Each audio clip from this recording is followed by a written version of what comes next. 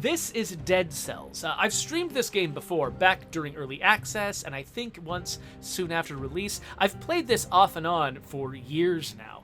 It's a really, really good, side-scrolling brawler, and it's also a really, really good roguelike. And so it is now out. I don't know how long it's been out, probably for a while actually, but I just noticed for the first time that it was out on my iPad, and so of course I picked it up, and of course I'm playing it again. So I think I had just barely started a new run last time I played. Oh, no, I didn't. I was already in the sewers. That's right. I had just barely gotten into the sewers. So I'm going to be uncomfortably looking down. Oh, crap. I'm going to be uncomfortably looking down because this game really, really depends a lot on really fast reaction times. Oh, crap. Oh, that guy nearly took me all the way down. That was crazy. So, this run, and now I'm remembering what happened. This run, I actually rushed the first section to try to get sort of the prizes that you get for speedrunning the beginning. But, as a result of that, my character has, like, no health.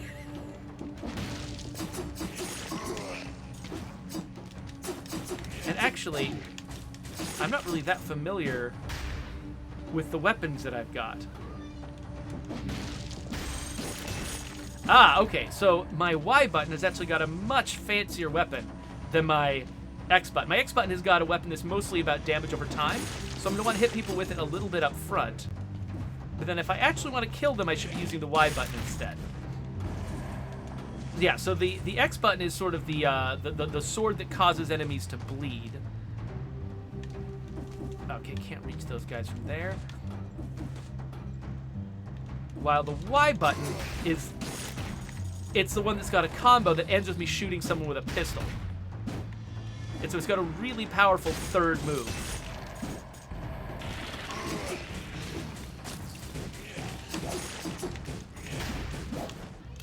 There we go. See that pistol shot and taking the guy out. So yeah, so this is basically, it's kind of your classic modern roguelite, where, you're sort of running through a set of procedurally generated levels. And your character is finding things, finding upgrades in the world, kind of at random, to make themselves more powerful. Oh, just got in the... And I'm dead. Well, there you go. That's what happens when you suck. So, actually, no, any roguelike, the moment of death is actually probably the most important moment in the game. So it's good that we started with that. Let's get started with a brand new run. This is me. I'm some kind of goo that animates a dead body. Pick up some gold that's left over from my last run. And up here, all of these glass vials eventually can be filled with all of the upgrades that I buy over the course of the game. Now, when I buy an upgrade, that doesn't mean that my character immediately gets it and just carries it forward into every single world that they enter. This isn't the type of roguelike where your overall power grows over time continuously. This is one where the range of options available to your character grows over time. And each session, you actually kind of start in about the same spot. There are a few permanent upgrades, like the number of health vials that I have to sort of recover my health. That will actually steadily go up over time as I earn currency and unlock them. And so that's a permanent upgrade. So there are a few things that are genuine permanent upgrades. But most of the upgrades in the game are actually things that I unlock, and then they start randomly appearing in the game. And then I still have to find them on each run. I don't just automatically get them. Oh, hey, a cursed treasure. Okay, so what the cursed treasure does is it gives me fancy prizes, but I have to kill 10 enemies without taking any damage, or I'm screwed. And it actually didn't give me anything that was that amazing. So I guess I'll grab brutality. So you get these upgrades that upgrade. They come in 3 different colors, and they will upgrade different sets of skills. So down at the bottom of my screen, you can see that I've got a red sword, a purple bow, and a red trap. And so because I just picked the red upgrade, that means that my red stuff got more powerful.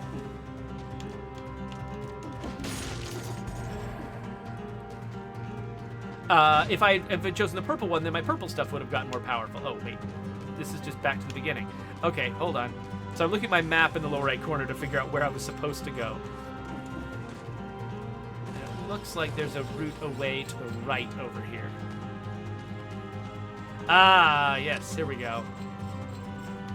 La Coalition says, interesting music, especially the acoustic guitar. Yes, I agree. So notice each time you choose an upgrade, the amount of health that you can get from it goes down. And so if I wanted to get the most health, I could actually grab this green thing here, but I don't have any green equipment yet. So I think I'm going to grab this one, because it'll upgrade my bow, which makes me more versatile. And also because it'll give me more health than if I just grabbed the red one again. Okay, nothing over here. There is a prize for me completing this level as quickly as possible, but you saw the consequences of that, which was... Here, I'll just swap out my sword for a fancier sword. Ooh, I've just unlocked this. Oh, look at me. Who's this person? Oh ho, a new arrival. And the rats have never gotten to him yet. Bet there's still some good stuff to scavenge. Just some rusty old key. And a torn up letter. Royal Gardener, with all the respect that I owe you, obey your orders, or you'll find yourself in the stomach of one of the ticks. For all our sakes, this is your last warning. Signed, Commander Castaigne. Nothing of interest at all. Except this jacket. Fancy jacket. Alright, so. Oh, okay. So if I want to...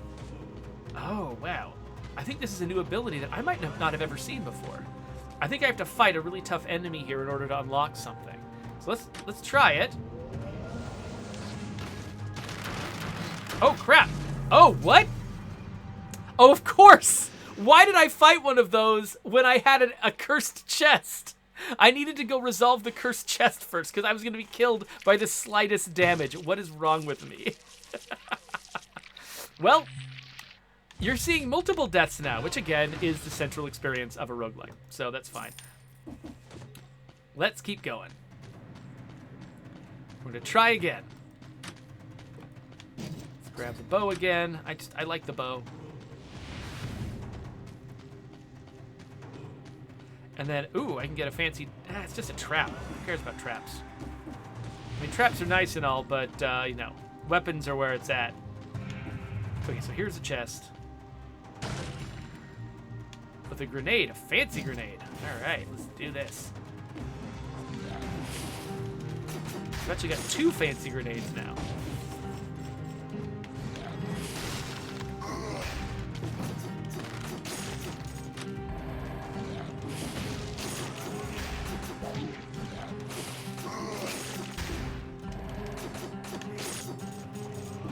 This game feels really good to play. I mean, that's really, I mean, you know, the roguelike mechanics and stuff are nice, but, like, I really love this game because of just what it feels like to be running around and hitting enemies in it. It's just, it's kind of hard to explain what makes it good. You just kind of have to experience it. Okay, what is this? Wait, can I just roll through here? Oh, look at this fancy stuff. Oh, a bunch of new equipment, a bunch of blueprints, I guess. Okay, cool. Now, I could follow that vine that I opened up into the sewers again, but I just wanted to see if there's anything else I could earn before I go there.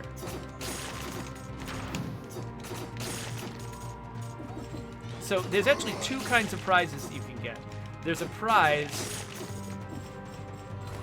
for getting through this quickly, and there's also a bonus prize for getting through it without taking any damage and killing a certain number of enemies.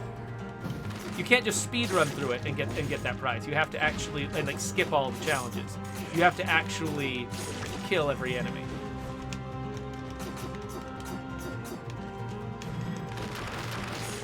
There we go. So maybe I'll try to do that.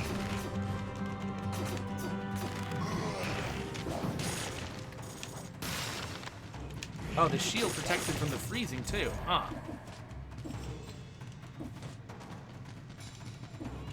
Nothing here. stuff I can't afford. By the way, the ground pound is the most satisfying thing in this game. Ooh, someone's knocking on my door. Let me see what's going on there. Okay, I'm back. Thank you for your patience. Just got family stuff going on, like usual. What is that?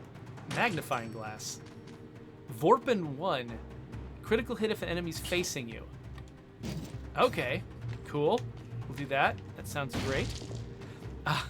So while I was distracted, I put up my away screen, and which looks like this, by the way.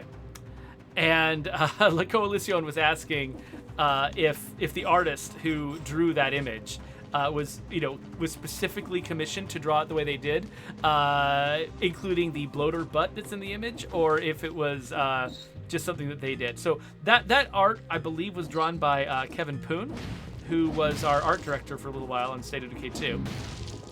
He was the one before Brent Fitzgerald, and yeah, he just drew that himself. I don't know. I mean, the bloater does have a visible butt, so it's not like weird that he drew a bloater butt. That's what the bloater looks like. So, you know, Coalición really loves to talk about that bloater's butt, though. It's got a special place in his heart. Okay, so I'm going to see if this teleporter, does it lead to something very similar? Oh, no, this time there's no... Oh! Wait, what? Wait, oh, crap! No, I didn't mean to... Okay, hold on. I need to look at... Okay, so... Whoa! But I need a key. Dang it! No, stop it! Stop killing me. Okay. Well, fine. Wait, did this guy have a key? I'm trying to remember now. Oh, he's totally got a key. Yeah, I forgot that was what happened. So yeah, so this requires, this challenge requires a lot of like perfect jump timing. So I can't do it looking at OBS. I have to do it looking down at my iPad. All right, so let's try this again. So we got to jump away from this, and then I can bounce on its closed mouth. Okay, so I messed it up a couple of times, but otherwise we're fine. I've unlocked the door. I wonder if this is going to be easier to do next time. So the dilapidated arboretum requires the Bad Seed DLC. Oh, nice. Make me give up a bunch of my health to get up to a place and then tell me it's paid DLC. I mean, I probably will pay for the DLC at some point because I love this game. Even if I was getting nothing from it, I would probably still pay for it. So let's go look at some other empty spots of this map. Like, I don't think I've been this way yet. Let's see what's down here. Oh, hello. Okay, so I've got... Is this a frying pan? It looked like a magnifying glass when I first looked at it, but I'm pretty sure it's a frying pan now. Alright, so yeah, let's make my frying pan more powerful. And also, let's use a health vial. Oh, crap. I could have dodged that in time, and I didn't. Oh. Cool. Found some hidden treasure there. And here's another teleporter. Whoa. Okay. And I've got a double cross-o-matic. Shoots... Okay, let's replace the ice grenade with that.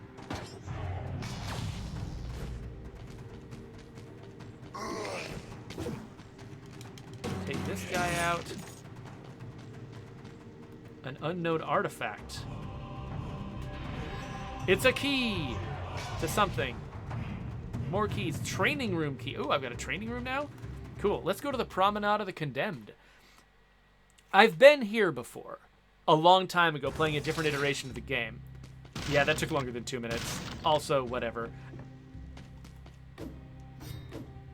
So I've unlocked a bunch of stuff. So this is where so when I kill enemies, they drop these things called cells, these little blue glowing orbs. And as I collect the cells, I can invest them in unlocking new stuff. So I find blueprints, but that doesn't actually give me the thing that the blueprint is associated with. Instead, I have to invest it in stuff. Some of these upgrades that I invest in are permanent, and some of them are just things that I can find over the course of a given run. I can also upgrade the quality of my weapons. That's just a beginner's bow, who cares? So I'm going to upgrade the quality of my weapons. And I get to pick a mutation. I believe that mutations were added more recently than the last time I played.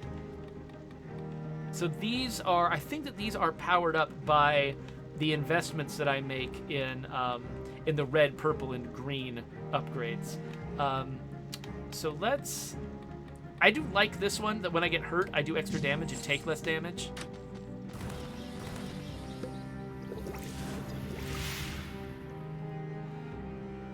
Okay, so Wraith is telling me to interact with shrines. Here's the problem, Wraith. I don't know what you're talking about. I'm apparently walking by a thing that I can interact with, that Wraith is like, it's really important for you to interact with these. I literally have not been noticing them at all. So, sorry, Wraith. I know that's probably very frustrating for you, but I genuinely don't know what you're talking about. And unfortunately, I only see your comments after I've probably left the area that you're referring to.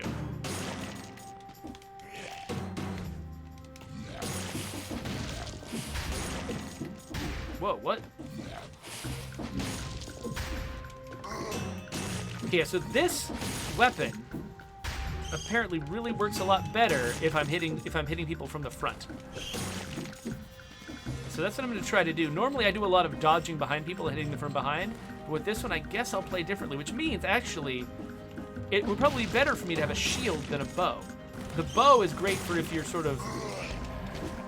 doing a lot of like rolling around and hitting people from afar, but if you're trying to face people head on, oops, I thought maybe I could hit that guy out of the air, but no.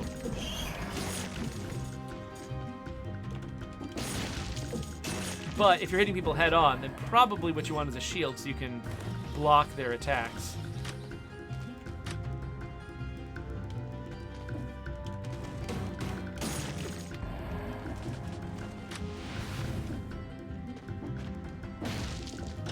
Woo! There we go.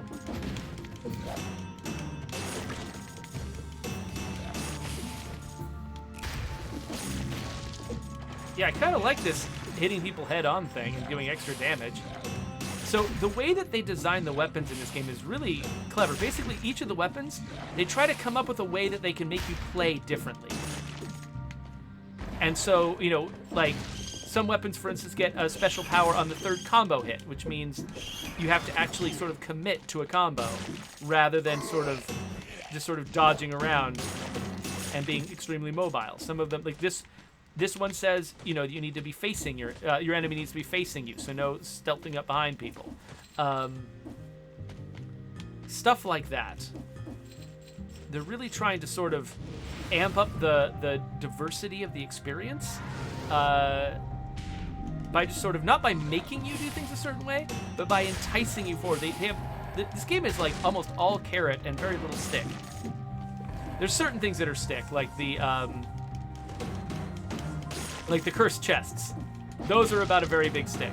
But mostly, this game is about sort of encouraging you to try weird stuff and see what happens. Try a weapon that you haven't used before.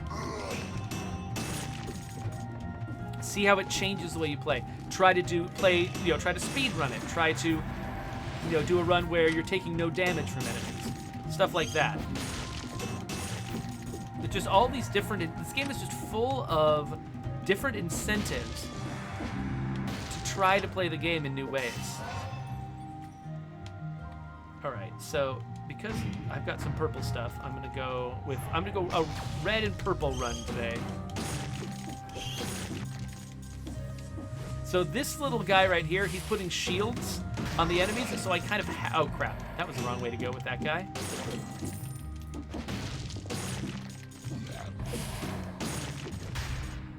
So you have to hit the shield guy first before you fight the other guys. Even though the shields do let up periodically.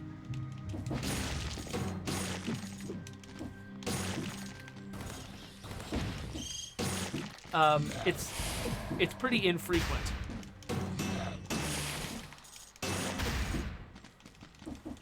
And it's much better usually to dodge, unless the enemies are particularly scary. it's usually better, I mean, like, particularly good at avoiding being dodged. That felt good, by the way. It's usually better to go after... Oh, gosh, ow. Ow! Yeah, let's just land in everything, why don't we? It's usually better to take out the little dummy than to take out everybody else. Okay, none of these seem worth it. What's here? Ah, teleporter. Back to where I started. Hey there, Jonah. Thanks for joining us.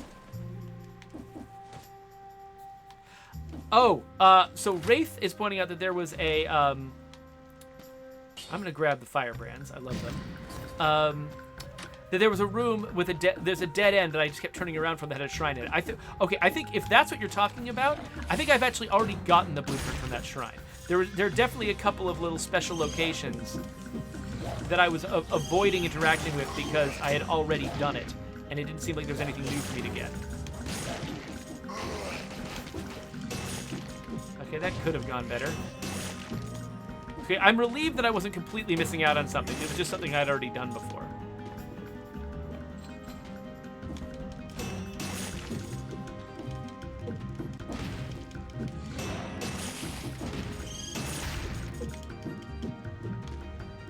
Alright, let this little guy catch up with me, I guess. There we go.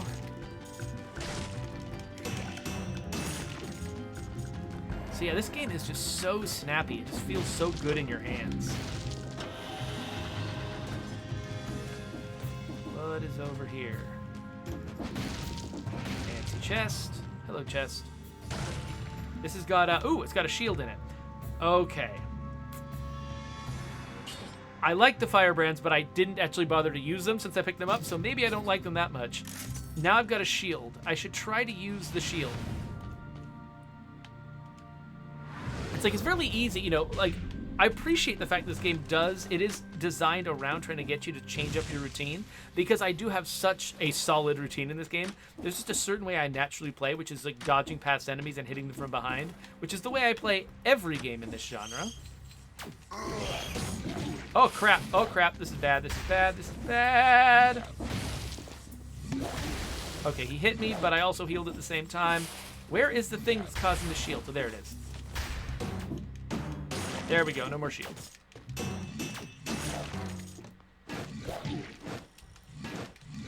I just messed up the timing on that shield so badly. I was basically blocking anytime he wasn't attacking me and not blocking every time he was attacking me. That was like, I did the inverse of what I was supposed to do with that shield. Oh, wow. I am not playing well, but that's fine. It's okay. This is like, for me, Dead Cells is the ultimate roguelike because there's never a point where I feel like I don't want to play again. You know, it's like, even if I've gotten really, really far and gotten disappointed by the outcome, the next thing I always want to do is immediately run into here with this sword and just start wailing on people. And actually, you know, when I've been playing some of the harder enemies in the game where I have to play more thoughtfully and carefully, it actually feels really cathartic to come in here and just fight all of these easy enemies with simple weapons. And it's actually, honestly, this is exactly what I want after a failure.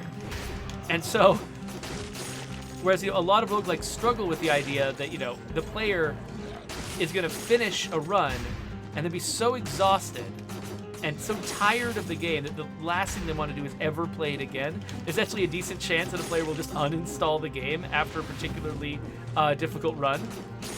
And I think that, you know, Dead Cells is really focused on just hyper-emphasizing, you know, they're pouring tons of their effort into just the moment-to-moment joy of playing this game, where it just feels so good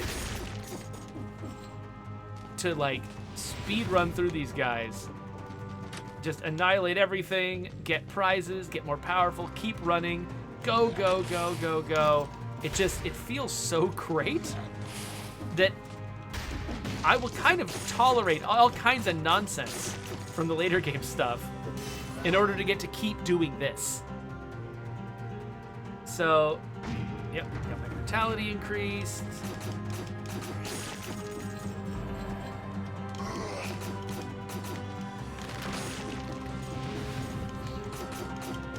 The fact that it's so easy to, you basically get two weapons, one on your X and one on your Y, which means it's really easy to combine melee and ranged attacks.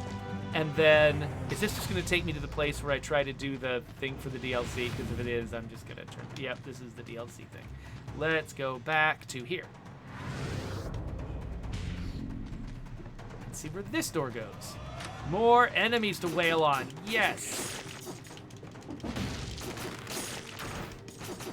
Yeah, so I love this game even when I'm bad at this game. Like, you're seeing, like, one of my worst runs of just bad playing, a mix of bad playing and bad luck that I've had recently. Like, I've had much more successful runs, even in just immediate recent history. And you're just seeing me die again and again and again. But that's fine, like, it's okay. It's not, that embarrassing. This is how it goes sometimes when you're playing roguelike. Ooh! I killed 30 guys without getting killed. I don't think I've ever gone through this door. I get a bunch of free cells. And I can either get a fancy shield, fancy sandals, or, Let's get the fancy sandals and replace my bow with them. So I am going to have to go soon. But let's work towards starting my next run with a random melee weapon instead of just a training sword. Let's... Wait, why did I do that? Oh, because it was cheap, that's why. Ooh, I can make my sandal even more powerful. And this... Okay, whatever. Here we go. And let's get ourselves this thing, because it's my favorite. And get all... Oh, I don't need it, because I didn't get hurt at all.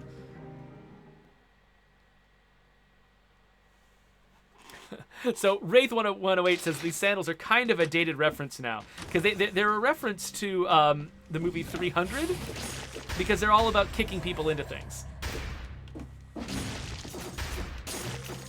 Oh, what is this? Frost Blast instead of the sword? Okay, let's... Oh, wait a minute. Let's deal with this guy first.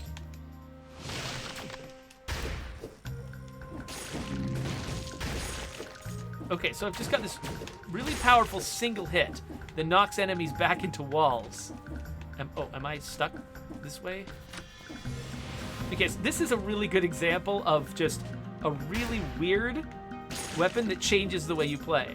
So now instead of just like wailing on people, I'm gonna freeze them with my freezing blast and then Spartan sandal them into a wall.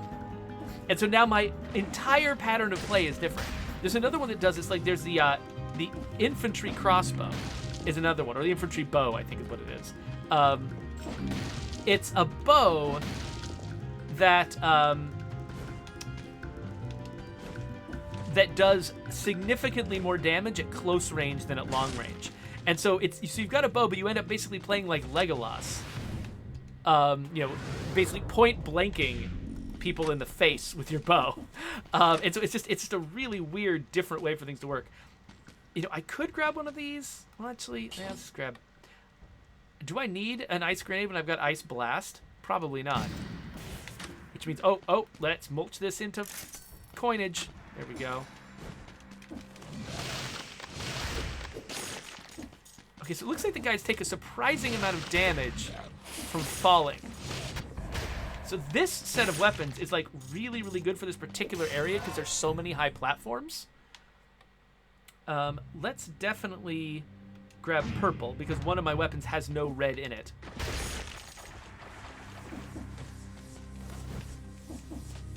So some of these weapons you'll notice. Some of these weapons have got two colors to them.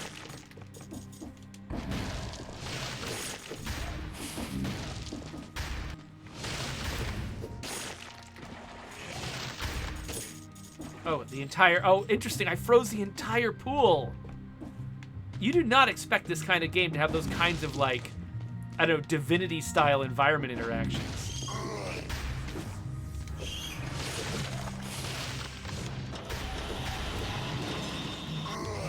Yay, an oiled sword. Which I think makes people more vulnerable to fire. I don't know.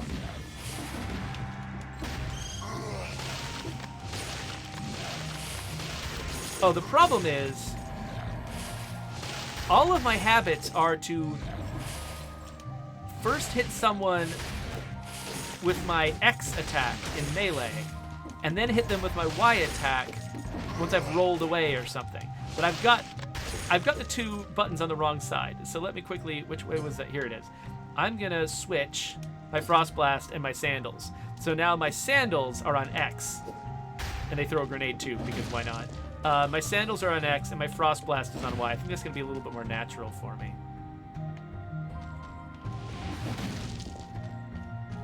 And then, oh, we got this. What does this take me to?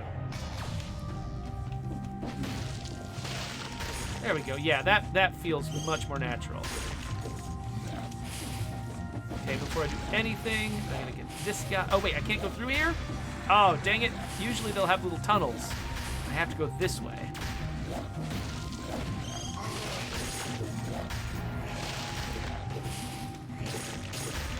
Oh, I love this this is such a brilliant combo. And the fun thing is, like, there's nothing about this combo that's automatic. Like, this is just one of many combos that I can come up with myself by combining all the different abilities available to me. And so, okay, let me heal a little bit. All right. So, so I can the problem is I can never replicate this. Like, there's a small chance I might end up with the same combo of abilities sometime in the future. But there's no guarantees at all, especially the more I keep unlocking new weapons, the less likely this particular combo is ever going to happen again.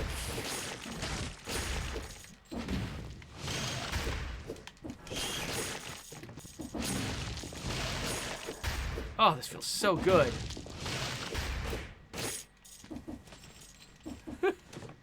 Anybody up here? Yep. Yeah, so basically I can just disable an enemy at, well, this is where I came from, isn't it? I can just disable an enemy at will, and then Spartan kick them into whatever I want. Oh, crap. Unless, of course, I face the wrong direction, in which case it doesn't work. Weirdly enough. Oh, crap. Okay, I gotta time this out nicely. Another thing you might have noticed, by the way, if you take a bunch of damage, you can actually get some of that health back by immediately killing the enemies that hurt you. At least I'm pretty sure that's what's going on. Okay, let's head over here. So Lycoluscium says this is actually one thing that he liked about State of Decay 2, is being able to sort of make combos of character skills. Decide this character should have this skill, and together they make a combination that gives me, you know, more than the sum of its parts, basically.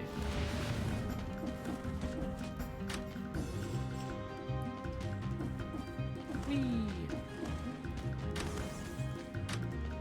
Yeah, and I've been thinking about that a lot. And State of Decay 2 actually doesn't give you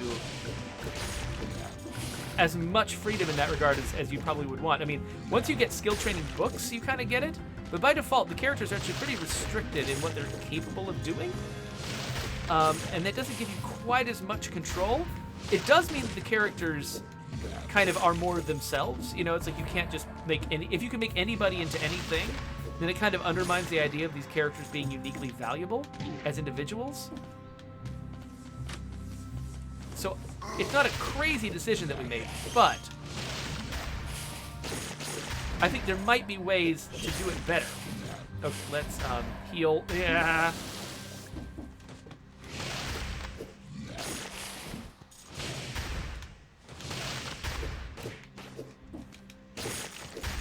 Funny, that guy just refused to fall.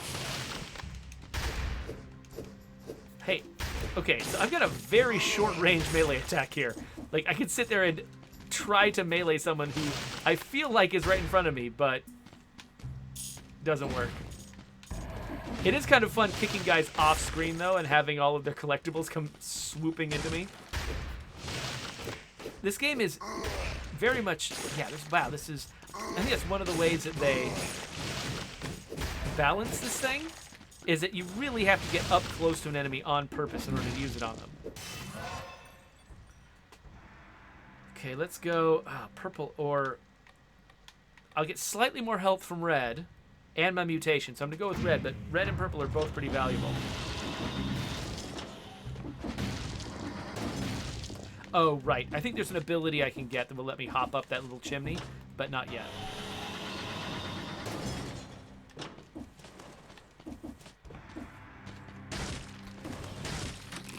Oh yeah, the Coalition, having there be multiple skills in State of Decay 2 that sort of contribute to your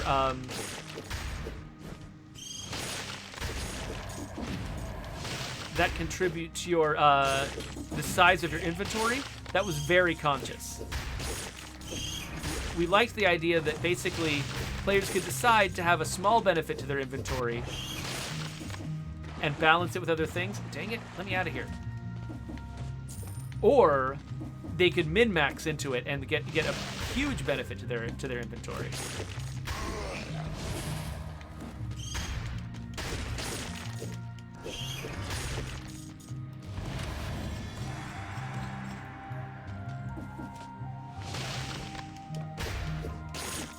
So basically, I don't think the guys have to fall very far to take a ton of damage.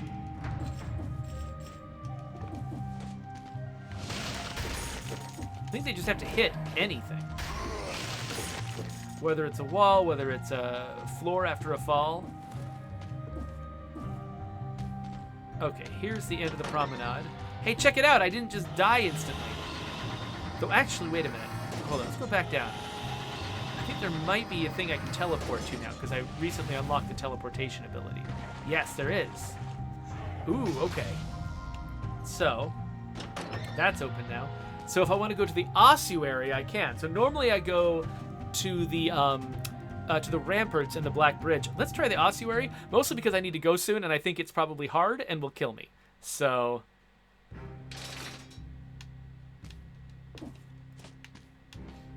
So Jonah is recommending that I should always go for damage over health with scrolls. It increases the damage of that type more every time, so you should try to have a combo that's just one color, then always take the color when you can.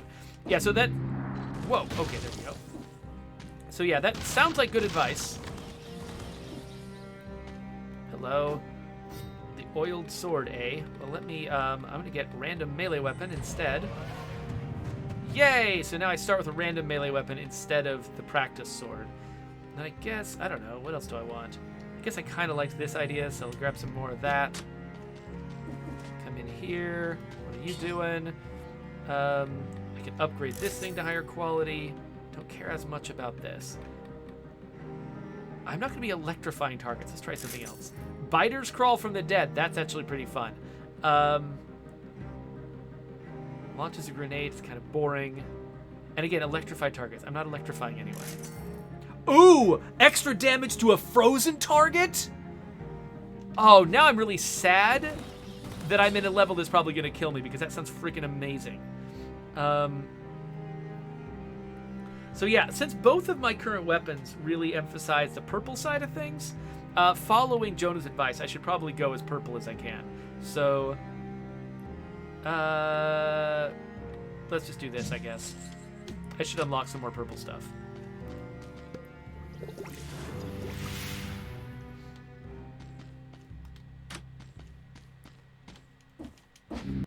So that's my door? All right.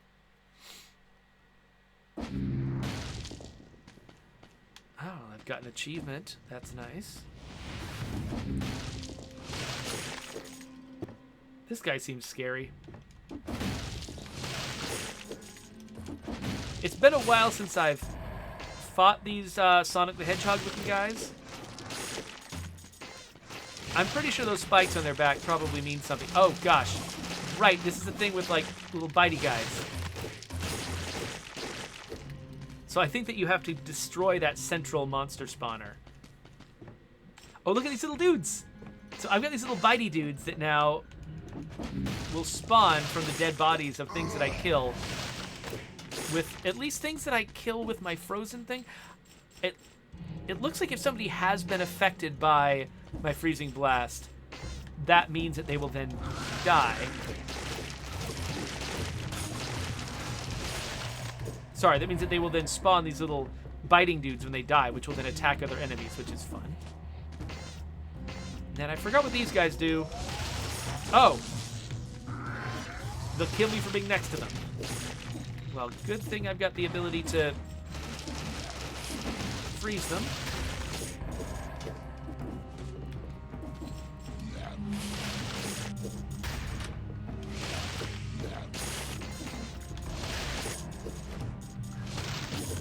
So I think I just took damage from hitting that guy from behind.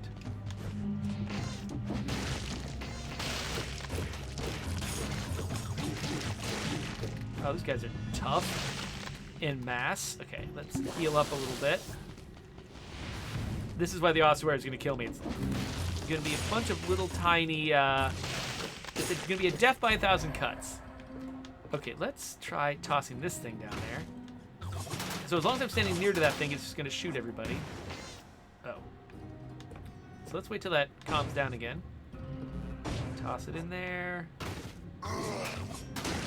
Yes.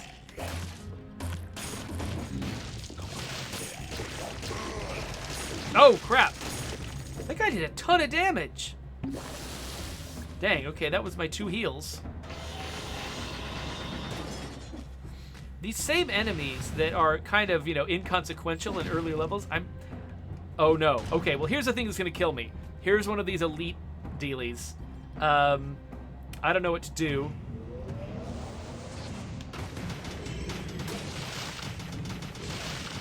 Okay, so I can slow him, but I can't... Oh, crap. Oh, shoot. Oh, wow. So I can't fully freeze that guy. That guy slows, but he doesn't freeze. Well, there we go. That was an amazing build, and I'm going to try to keep my eye out for that possibility in the future because I loved it. But yeah, now it's time for the beginning of a new run, and I don't have time to do another one, so hopefully, if you've never seen Dead Cells before, maybe I've been able to convince you that this thing, despite the fact that you saw me, oh, hey, here's my random melee weapon. Despite the fact that you saw me screwing up a lot, I hope you also saw just the joy in my heart as I ran through this world, just having fun annihilating things. And even being annihilated, can't really hinder the joy. It's just, this game is wonderful, and I love it. So, for right now, though, let's wrap this up. Let me catch up with the chat a little bit. So Cogs wants to know, in a sequel, could it be possible to avoid the State of Decay 2 thing of locking the player into using a specific survivor to do a mission? Yeah, I hate that so much. So I'm going to bring my hate of that experience into whatever work I do in the future. I can't make you any specific promises. We did that for a reason. There was a logistical reason why once we had the content we had, we ended up needing to lock it into particular characters. I was not a fan of the process that got us there, though, and I dislike that experience at least as much as you do. If not more so, because it also carries with it a sense of shame and responsibility.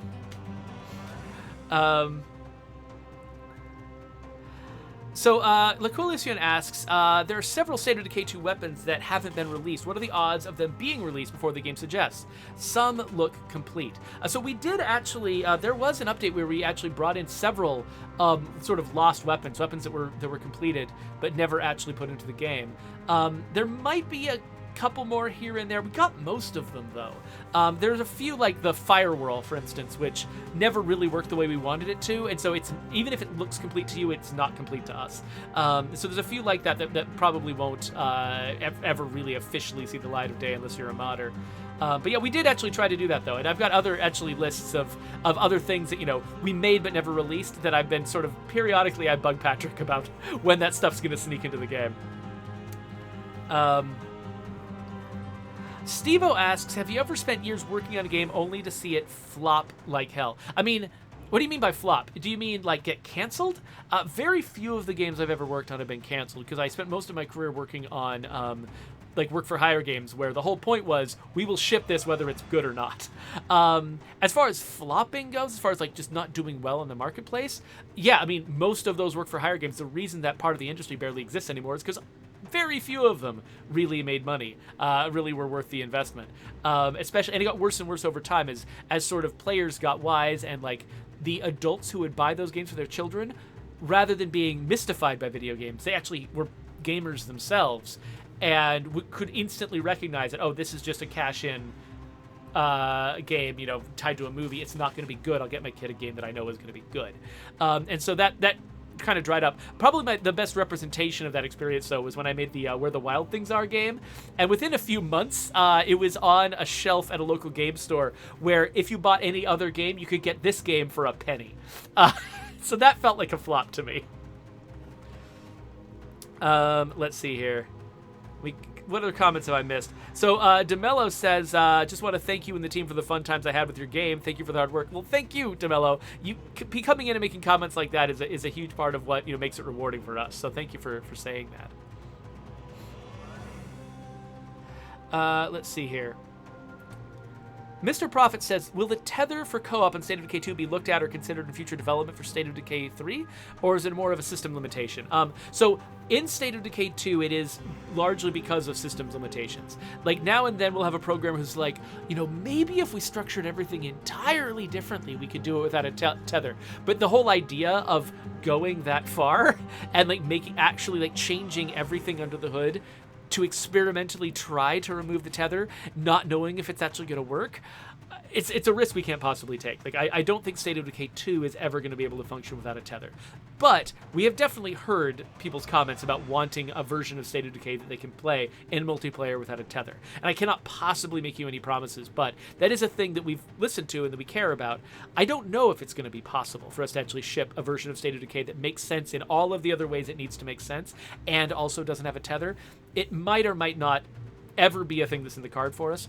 But, you know, because I just, the last thing I ever want to do is get your hopes up about something like that. But at the same time, we do listen to this, and we do, you know, we if we could make a version without the tether, if we could find a way through it that doesn't sacrifice too many other things, I think we would want to jump at it.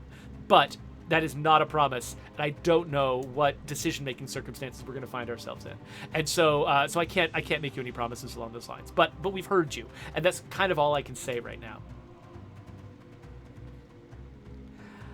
Cogs asked, do we have any new ideas for replacing the annoyance of a mission being on the other end of the map? So, I mean, we actually implemented a thing for a while that we don't use as much anymore, called the dynamic tether, that would try to keep all of the missions you went on tied into a particular place in the map, and have that place move around so that you get to see more of the map as missions lead you in different places. But we try to keep them constrained so that you would spend a lot of time in one area or another. The problem is, players have their own agenda about where they want to be, and even if we are trying to constrain the missions we spawn to be within particular areas of the map, players could decide that's not where they want to be, and it's still across the map from them. And so I think that strategy didn't work, which is one reason why we just haven't been using it for a lot of the missions we've made in more recent years. And actually, some missions that used to use the tether, used to use the dynamic. Is it called it can't be the tether. I think I'm saying tether because somebody else said tether. It's the dynamic. What's it called? Dang it, I don't remember what it's called. It's a thing. But anyway, the point is, we've actually even taken some missions out of that, which means that they can spawn anywhere on the map because they were never spawning, because they were never within the range of that little dynamic bubble that would move around the map. And so, no, I don't think we've got any immediate plans that would make it easier to avoid mission spawning across the map. Sometimes, you know, the very nature of a mission means that it needs certain things that can only be found in certain parts of the map. So, like, for instance, if you kicked off, you know, a particular arc of missions while you're in one end of the map, and that arc of missions, like the second mission, requires a police station, which is on the other end of the map, the mission's going to go to the other end of the map. And I think that, you know, if we were to try to improve on that, we would need to kind of start from page one and just have an entirely different approach to the way that missions work and the way that they're structured behind the scenes. Let's Let's see here. Cog says, it seems like the Enclave request missions intentionally spawn the furthest away. Maybe it's just me. No, I think it's just the further away they are, the more annoying they are, and so they stick in your memory better when they're more annoying. So it feels like they're always doing that, even if they're not. DeBello wants to know why half-completed missions don't carry over when you're exiting and reloading the game. So yeah, in State of Decay 2, we actually get rid of a lot of stuff when you leave the game. We're not actually tracking where zombies are and saving where zombies are, and we're not, most things in the game actually reset. And because so many things in the game reset, because it's just so much big stuff, that means that that's one thing that allows us to save and load very quickly. So like we can just have the frequent autosaves going on in the background, catching things like your deaths that you might want to try to turn off your machine to undo and you fail because we saved so quickly. Those little things, it really helps us. But it means that, we don't know where all of the zombies are. When you come back in, all of them have been replaced, which means that any mission objective that depended on where the zombies were, it doesn't make sense anymore. And also, your character could be moved. We don't have to remember exactly where your character is. We spawn your character in close to where they were, but they could be in a slightly different place, which might actually make something in a mission not make sense anymore.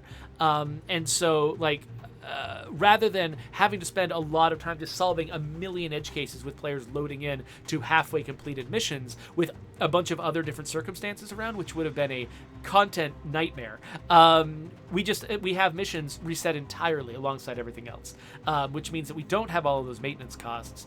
We're able to make more missions that way, but it does mean that you have to kind of complete a mission while it's active. Let's see here. Steve-O143 thinks that I should make my own merch store. I haven't really thought about that. I don't think there's enough people who would really be interested in, wearing, I don't know, my little, thumbnail icon or something on their chests or on a hat or something. I don't think there's enough people to justify something like that. But I appreciate the sentiment, Steve-O. Zedric says, I love the missions where a survivor got lost in a garage from their group who are in the house 3 yards away. Oh, yeah, absolutely. We do have tools that would make it possible for us to make those things not happen so close together. But I think sometimes we'll have an idea for a mission and we'll implement it, and then we'll find out, this mission is too difficult to spawn, and so we have to change some parameters, and the parameters could break the logic of the storytelling a little bit in some cases. And we might not catch it because it could be random and not happen in other cases. And that kind of stuff, it creeps in when you're doing this kind of game. Anyway, I really do actually have to go, which is why I, ended my run here. So let's do this with a subscribe button, links to other videos, all that nonsense. And I hope you all have a good day. Is this the first day of summer? I don't know. It's close. Happy that, whenever it is.